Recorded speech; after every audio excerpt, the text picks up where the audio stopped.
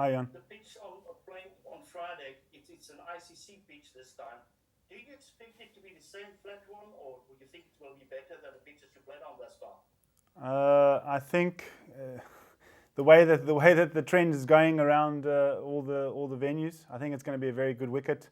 I'll be highly surprised if it's anything different to what we've been playing on thus far. I believe it's a fresh wicket as well, so we expect pretty similar conditions.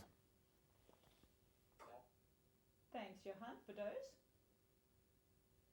Hi, Anton. Anton, a lot of us watched Lungi kind of make his comeback during the SA20. Obviously, Yeah. he didn't play a lot of the games, but we see he's also been bowling that side. And Temba had a couple of comments on, return to play for him. Can you just tell us what you've seen in him and kind of what role you're looking for him to fulfill through the tournament? Is he at his best? Does he still need some time? That kind of thing. Hi, Fidos. Long time, eh? Yeah. So Lungi, obviously, it's well documented that he's come back from an injury. I think all things being fair to him, he's taking steps in the right direction. He's bowling with good intensity. His speeds are right up there. In terms of a role that he's going to play for our team, he's going to, if he makes the playing 11, I see him playing a role with a new ball, trying to get us some wickets up front. And of course, his ability to take pace off with the ball in the death is going to be crucial for us as well. So, Lungs is, like I said, he's taking the steps in the right direction. He's trending well, and I hope that he's going to play a role for us moving forward. Thanks for those, Telford. Thanks, Lucy. How's it, Anton? How's it? Just the way things have gone with other games in Pakistan over the past couple of days, we can see just massive totals. Yeah. I wonder, do you think that's going to be a leveler, especially a team like South Africa who lost a lot of fast bowlers to injury? Do you think the flat pitches are going to be a leveler, or have you got to convince your bowlers to go out there? Look, I mean, flat pitches, it's just how you perceive it. I think, we want to see it as a challenge. With the addition of the guys coming in after the Tri-Series, there's not only expertise, but there's a lot of experience that comes with that.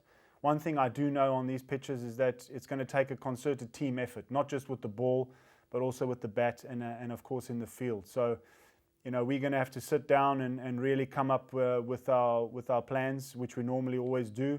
But I think at the end of the day, it's going to come down to how we execute our skill, and that's going to take all of us within the team to do that, not just individuals standing up and putting their hands up. Thanks, Telford. Stu? Hi, thanks, Lucy. Hi, Anton. Hello, Stu. Just sort of based on that, when you're coming up with plans and when you're trying to execute, is it as simple a thing as just going, well, we've got to target the stumps a bit more on pitches like this, or does it involve, a whole lot more than that? What will be at the top of the list of requirements that you want from the bowlers to execute when this tournament starts? Yeah, good question. We have plans for every single batsman out there. It's more a case of, I always say, like, what is the best ball that you can bowl in cricket, and it's actually a ball where you want it to go. So depending on what the plan is for that given time, that given phase of the game, if you can execute the ball where you want it to go, I think we're moving in the right direction. And yes, it could be a case of bringing the stumps in more into play. It could be forcing a guy to score in a certain area of the ground. But at the end of the day, if you are letting the ball go where you want it to go, I think we'll stand in good stead. Thanks, Stu. I've got one from Lloyd. It's just a question around KG. Is it safe to say that KG is key to any success the Proteas will have in the Champions Trophy? How vocal has he been as a leader of the attack, and how motivated is he to finally land a major trophy for the Proteas? The day that KG walked into our environment, you could already feel that everyone was uplifted by his presence. He's a huge player for us. He comes with not only expertise, but a lot of experience. I've got no doubt that he'll be the spearhead of our attack, leading from the front, from not only from a leadership perspective, but from a competitive point of view for a guy who wants to be engaged in the battle and the fight. And I've got no doubt our guys will get behind him, ready to push for higher honours. But Afghanistan is the first hurdle that we need to face, and we are fully focused on on that game, that first game. And so when that game comes, I've got no doubt that the boys will be up for the challenge. Thanks for that one, Lloyd. We're going to go for some follow-up questions. Stu, I just want to check if that's a new or the old hand. No, that's a new one. Oh, perfect. Thanks, Go Rich. Just on spinners, Anton, it seems like there was not a struggle, but it was a little bit more challenging for the spinners on those tracks. And if you are expecting 300 and 350 as sort of the scores for this tournament, especially in the front part of it, what sort of role do you see Kesh, Aiden playing, and Shamo as well? I think, again, every game is going to be different. You have to take it as it comes. But, in hindsight, if you look at all the games that have been played so far, it's very tough for spinners to make that breakthrough in the middle period. It's a matter of how you're going to try and control the rate through potentially 1 or 2 field changes. Are you able to execute your skill in a certain area over after over, and being manipulative in how you move the field so that you can protect the boundary and allow the game to squeeze and get to a point where you put the opposition under pressure. It hasn't been a wicket or games where spinners are coming on and dominating from ball one. It's going to take every single ounce of expertise, nuance, small changes of pace, and like I said, moving your field around to create that slow pressure bubble that hopefully will open up the gates for us where we can look to strike towards the end. Thanks, Stu. Telford? Anton, I'm wondering, there've been so many injuries among fast bowlers Yeah. In the past while, and it's not only South Africa. We saw Lockie Ferguson ruled out this morning. And I don't know, is there a reason for that? Is it too much cricket? Why do you think that's happening?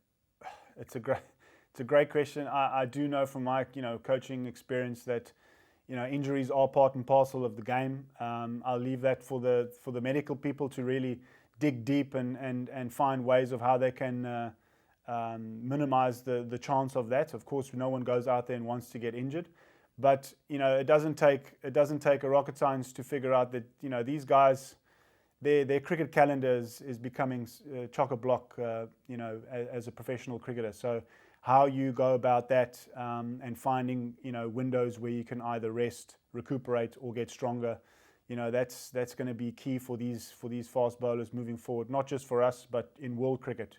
So everyone loves a fast bowler. The fans love to see a guy running in bowling high speed, but these guys are I wouldn't say fragile, but they are. We need to look after them, and we need to make sure that these guys are firing on all cylinders in every competition that they play. So mapping out their 12-month calendar is going to be crucial. Thanks, Telford. For those? Anton, obviously you guys feel that there's a role for out-and-out pace, and obviously brought Corbin Bosch in, I'm assuming, for that. And I just want to ask what you think on these surfaces, like just raw pace can do. I mean, obviously it is a threatening thing, but considering the totals we're seeing, is that going to be the biggest weapon, or is there something else? I think it's part of the artillery, the weaponry. I think we've got a nice balance in the squad in general. And if I talk from a bowler's perspective, we've got the spin, we've got a left arm spinner in Shamo, we've got off spin in Aiden, and then we've got the versatility in left armers with Marco and some guys who can swing the ball, and obviously Corbin brings some pace. So I think it's how you combine those skills together in your makeup of your team. And absolutely, pace helps. But at the end of the day, pace is only so good if you're very accurate with it. So I think our focus is just going to be around zoning in on a laser type focus in where we want the ball to go, how we want it to get there, and mixing up our artillery when it comes to certain phases of the game. So it's not just a one mode fits all type approach. It's going to take critical, real good planning and execution around being strategic around who comes on to bowl at certain points in the game. So I don't want to give too much away, but I mean that's how we're going to have to use it. It's going to be a concerted effort with everyone involved. Thanks for those. Neil? Hi, Anton. Hi. Just curious about the role that psychology plays in your job, if any. I mean, like in a bowling meeting before a game, or even on match day, when it's obvious that you're on a road in Karachi and there's nothing, there's no seam movement, there's no bounce, there's very little spin. How you stop a sort of negative mindset spreading amongst the bowlers? I know that's not always the case, but there are times when a seamer will bowl 6 good balls and go for 16. And do you sort of feel like rushing down to long leg in between overs and reassuring them, or I mean, does psychology play much of a role on a real flatty for you? Yeah, probably I wouldn't go as far as psychology. It's more a case of how you approach these matches, like I mentioned earlier. I mean, everyone remembers the 4-8 game in Johannesburg and that famous quote that I think Khalid said when he walked into the dressing room, saying, I believe that the opposition were 7 runs short. So I think, if the conditions stay the same moving forward in these games, 1 over can be the difference. Either through what you said, you can go for a lot of runs, or you can go for very little runs. So those small little pockets, if you add them up together as we go along, that could be the difference in the game. So it's how you approach and how you see the challenge of playing in conditions like this, and making sure that every over counts, and passing over that responsibility to your partner at the other end. And you've just got to try and stack those overs up as much as you can so that you can build the pressure. And then obviously our fielding comes into it as well as your extra bowler per se. So I think, that's just the way that how you think you're going to approach the game, and make sure that if that's the day and if that's the way the game's going, not to be despondent, but to find a way where you can try and turn the game in a 2 over, 3 over spell. Thank you. Thanks, Neil. Johan? Anton, speaking of Karachi only, bowling first, batting first. Yeah, and for me, Jan, to be honest, it doesn't really matter. I mean, the toss is sometimes out of your hands. All I look to do is just prepare the players as best as possible, so that whatever scenario they come up with, we've spoken about it before. We've prepared it before. So, for me, bowling first, batting first doesn't really matter.